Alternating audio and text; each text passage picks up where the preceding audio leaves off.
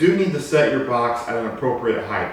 And for all those that like to just put a bench in, that's too high for most people, okay? Unless you're very tall, just pulling in the bench that you normally bench with into the rack is going to be too tall for most athletes and definitely too tall for most powerlifters. Okay, so you do actually need to have a box and you need to set it to the correct height.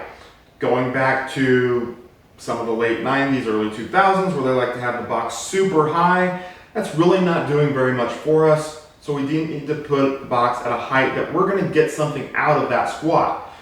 Yes, there are reasons to sometimes use a higher box. I'm talking about what happens most of the time. So you want to set your box, if you're utilizing a wider stance like we're going to be in this video,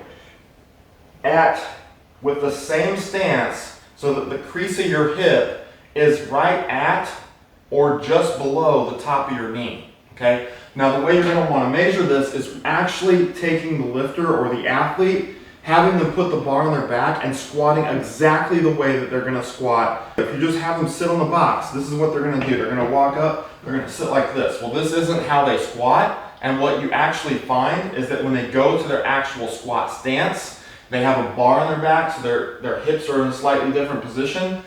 You're going to find out most of the time that you've set them too high.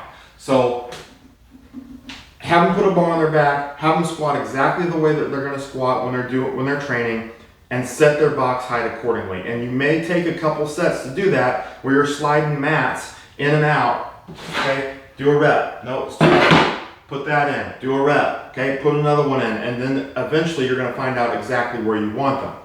But I would set it crease of the hip right at or just below the top of the knee for athletes. For powerlifters, it's going to depend on what you're looking to get out of it, but probably pretty close to that same thing.